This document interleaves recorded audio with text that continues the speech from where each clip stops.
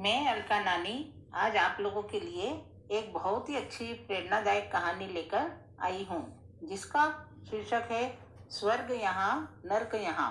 तो सेठ घनश्याम के दो पुत्रों में जायदाद और जमीन का बंटवारा चल रहा था और एक 4 बेडरूम के घर को लेकर विवाद गहराता जा रहा था। एक दिन दोनों भाई मरने मारने पर उतारू हो चले तो पिताजी बहुत जोर से हंसे। पिताजी को हंसता देखकर दोनों भाई लड़ाई को भूल गए और पिताजी से हंसी का कारण पूछा। पिताजी ने कहा, इस छोटे से जमीन के टुकड़े के लिए इतना लड़ रहे हो? छोड़ो इसे, आओ मेरे साथ, एक अनमोल खजाना दिखाता हूँ मैं तुम्हें। पिता घनश्याम जी और दोनों पुत्र पवन और मदन उनके साथ रवाना हुए। पिताजी ने कहा, देखो, यदि तुम आपस में लड़े तो फिर मैं तुम्हें उस खजाने तक नहीं लेकर जाऊंगा और बीच रास्ते से ही लौटकर आ जाऊंगा।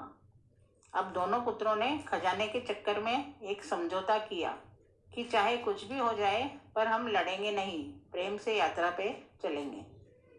गांव जाने के लिए एक बस मिली पर सीट 2 ही मिली और वो लोग 3 थे। अब पिताजी के साथ थोड़ी देर पवन बैठे, थोड़ी देर मदन। ऐसे चलते चलते लगभग 10 घंटे का सफर तय किया। तब गांव आया। घनश्याम जी दोनों पुत्रों को लेकर एक बहुत ही बड़ी हवेली पर गए।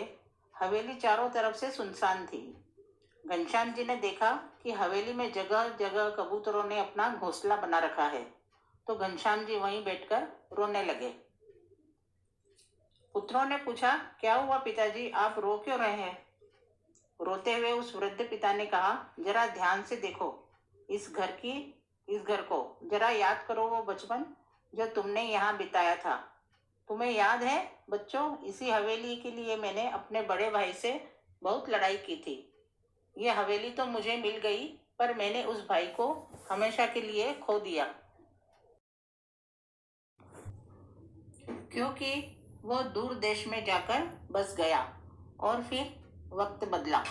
एक दिन हमें भी ये हवेली छोड़कर जाना पड़ा। अच्छा, तुम ये बताओ बेटा कि जिस सीट पर हम बैठकर आए थे, क्या वो बस की सीट हमें मिल गई? और यदि मिल भी जाती तो क्या वो सीट हमेशा के लिए हमारी हो जाती? मतलब कि उस सीट पर हमारे सिवा और कोई न बैठ सकता। दोनों पुत्रों ने एक साथ कहा कि ऐसे कैसे हो सकता है? बस की यात्रा तो चलती रहती है और उस सीट पर सवारियां बदलती रहती है। पहले हम बैठे थे, आज कोई और बैठा होगा और पता नहीं कल कोई और बैठेगा।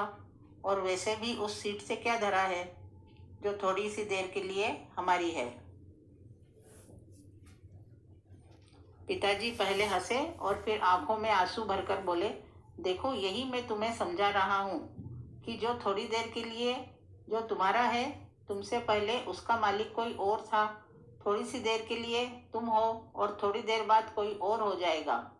बस बेटा, एक बात ध्यान रखना कि इस थोड़ी सी देर के लिए कहीं तुम अपने अनमोल रिश्तों की आहुति न दे देना। जिस तरह से बस की यात्रा में तालमेल बिठाया जाता है, बस वैसे ही जीवन की यात्रा में भी तालमेल बिठाते रहना। दोनों पुत्र पिताजी का अभिप्राय समझ गए और पिताजी के चरणों में गिरकर रोने लगे। इस कहानी से यह प्रेरणा और शिक्षा मिलती है कि हमें संपत्ति के पीछे नहीं भागना चाहिए। संपत्ति तो आनी और जानी है, कभी है तो कभी नहीं है, लेकिन रिश्ते हमेशा के लिए हैं। रिश्ते अनमोल है, इन्हें संपत्ति के पीछे हाथ से न जाने दे। रिश्ते हैं तो स्वर्ग है और नहीं तो नर्क है। इसलिए स्वर्ग यहाँ नर्क यहाँ, मर्जी आपकी, आप किसे चुनते हैं। आशा है आप स्वर्ग ही चुनेंगे, यानी कि रिश्ते। यह कहानी देखने और सुनने के लिए बहुत बहुत धन्यवाद। आशा है आपने हमारा यह चैनल सब्सक्राइब करके हमें प्रोत्साहित किया होगा। कहानी पसंद आए तो इसे लाइक और शेयर अवश्य करें और कमेंट करके बताएं कि कहानी आपको कैसी लगी।